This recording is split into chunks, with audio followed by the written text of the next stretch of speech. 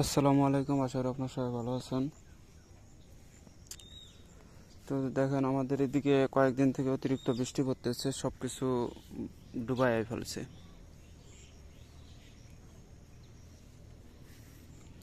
তো আজকে আমি আপনাদের মাঝে কিছু গুরু বিদ্যা বা টোটকা উন্মুক্ত করে দেব। এই টোটকাগুলো হচ্ছে যারা নতুন এই লাইনে নামছে, যারা নতুন তাদের কাজগুলো হয় না, বা যারা পুরাতন আছেন তবুও কাজগুলো হচ্ছে না, একমাত্র তারা এই নিয়মটা কাজে লাগাবেন। যাদের বিদ্যা মৌখিক বিদ্যা যাদের কাজ করে না, কোনো কিছু পড়া দিলেন সেটা কাজ হচ্ছে না, আপনারা আমার এই জিনিসগুলা কিছুদিন আমল করেন, অবশ্যই আপনার বিদ্যাগুলো কাজ করবে। এটা কয়েকটা নিয়ম আছে। এই কয়েকটা নিয়মের ভিতরে মুসলমান পদের যে নিয়মটা আমি এটা উন্মুক্ত করব, এবং হিন্দু শাস্ত্রের নিয়মটা আমি ওইটা উন্মুক্ত করব। এখানে হিন্দু মুসলমান দুইটাই এক বিদ্যা দিয়ে করতে পারে।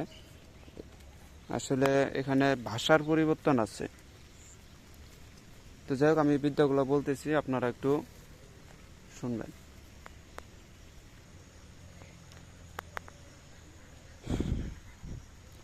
এটাকে বলা হয় বাক্য সিদ্ধি টোটকা। এটা অনেকেই মানুষ মন্ত্র দিয়ে করে, অনেকেই দোয়া কালাম দিয়ে করে। আমার এটা হচ্ছে টোটকাও এবং দোয়া দুইটা দিই। আপনারা করতে পারেন, এটা আমার ওস্তাদের কাছ থেকে পাইছি। তো এই টোটকাটা আপনারা কাজে লাগাবেন কিভাবে আমি বলে দিই সব নিয়ম কারণ। একমাত্র এটা তারাই কাজে লাগাবেন যাদের বিদ্যা কাজ করে না, যাদের দোয়া কালাম কাজ করে না, যারা কোনো কিছু মন্ত্রতন্ত্র পড়ে দিলে সেগুলো কাজ করে না, একমাত্র বান বিচ্ছেদ বশীকরণ করলে কাজ করে না, একমাত্র তারা এই নিয়মটা পালন করবেন। তো সর্বপ্রথম আপনাদেরকে এই কাজটা করতে গেলে আপনাদেরকে একটা হচ্ছে আপাং গাছ জোগাড় করে নিতে হবে। এই আপাং গাছটা আপনারা পূর্ণিমার রাতটা একটু ফলো করে রাখবেন। পূর্ণিমার রাত্রেবেলা এই আপাং গাছের শিকড় দম বন্ধ করে পূর্ব দিকে মুখ করে দম বন্ধ করে তুলে নিয়ে আসবেন। নিয়ে আসার পর ওই আপাং গাছের আপনারা চাইলে পুরো আপাং গাছটাকে ভর্তা বানাইতে পারেন, আর যদি না চান তাহলে শুধুমাত্র তার শিকড়টাকে ভর্তা বানাবেন। যদি তার বিচি পাতা সহকারে যদি ভর্তা বানাইতে পারেন তাহলে বেশি ভালো হয়।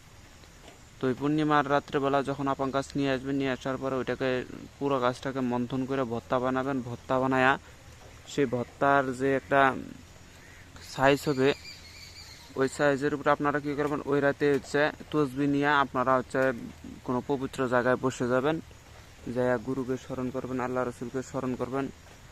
হিন্দুরাও করতে পারে, সমস্যা নাই, এখানে কোনো ভেদাভেদ নাই। এখানে শুধু ভাষার পরিবর্তন। আমরা বিসমিল্লাহির রহমানির রহিম বলি, ওনারাও এই বিসমিল্লাটাই বলে, কিন্তু ওটা হিন্দু শাস্ত্র অনুযায়ী বলে।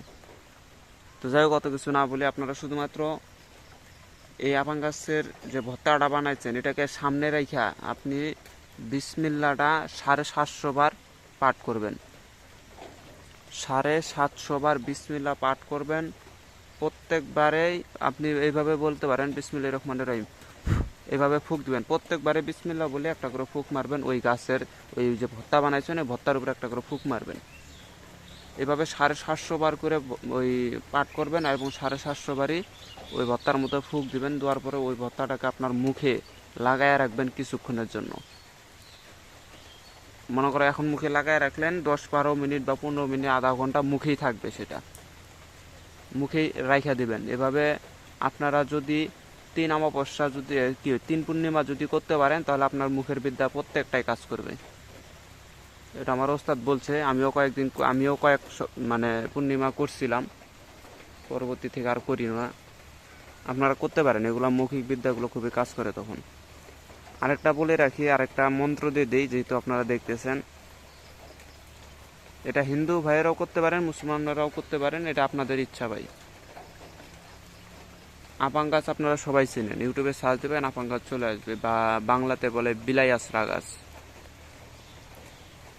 সেটাকে ভর্তা বানায় 750 বার বিসমিল্লাহ বইলা 750 বারে ফুঁক দিয়ে সেটাকে আপনার মুখে রেখে দেবেন, আধা ঘন্টার মতন রেখে দেবেন। এভাবে প্রত্যেক পূর্ণিমা মানে 3 পূর্ণিমা পর্যন্ত এই আমলটা করবেন।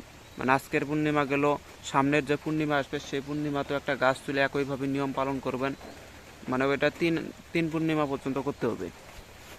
এটা করার পরে আপনাদের মৌখিক বিদ্যাগুলো খুবই ভালো কাজ করবে। আর তার সাথে সাথে আপনারা আরেকটা আমল চালায় যাবেন। সেই আমলটা হচ্ছে একটা মন্ত্র আছে, এই মন্ত্রটা যারা পান খান এই পানের সাথে এই মন্ত্রটা 3 বার, মানে পানটাকে হাতে নিয়ে 3 বার মন্ত্রটা পড়ে 3টা ফুঁক দিয়ে দিবেন। দেওয়ার পরে সেই পানটা আপনারা খাবেন। দৈনিক দিন এভাবে খাবেন, দেখবেন যে আপনার মুখের বিদ্যাও কাজ করবে। সেই মন্ত্রটা কি? পান পড়া মন্ত্র এটাকে বলা হয়। তা আমি মন্ত্রটা বলতেছি, আপনারা শুনবেন।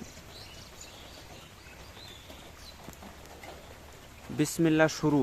নবী মোহাম্মদ আমার গুরু, 14 মঞ্জিল 18 মোকামিয়া নূর কামেলি কর মুখের তাসির কর যশ। আবারও বলতেছি, বিসমিল্লাহ শুরু।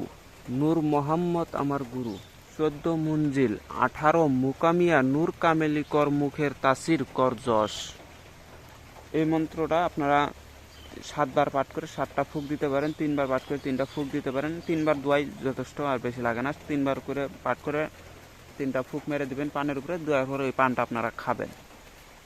এভাবে দৈনিক দিন যদি খাইতে থাকেন, এই আমলটা প্রত্যেক দিন চালায় যাবেন। এটা কোনো থামাথামি নেই, এটা আপনার উপরে ডিসিশন হবে। প্রত্যেক দিন চালায় যাবেন, দেখবেন যে আপনার মুখের বিদ্যা কীভাবে কাজ করে। এটা দেখবেন যে বড় বড় যারা তান্ত্রিক তারা অতিরিক্ত পান খায়, দেখবেন ওই পান খায়, এই পানের সাথে সাথে তারা এই দোয়াটাও পড়ে নেয়। আর তাছাড়া আপনারা এটা করতে পারেন, পান খাওয়ার সাথে সাথে বিসমিল্লাহ বইলা পান খাবেন। বিসমিল্লাহির রহমানির রহিম বইলা আপনারা পান খাইলেন, তাতেও আপনার মুখের বাক্য সঠিক থাকে। আর মিথ্যা কথা বলাটা একটু কমে দেবেন, দেখবেন যে আপনার মুখের বিদ্যা প্রত্যেকটাই কাজ করবে। তো যাই হোক, এই ছিল আজকের ভিডিও। তো আমি ভিডিও দিতে পারি না এতদিন সমস্যার কারণে, ঘর থেকে বাইরে হওয়া যাচ্ছে না।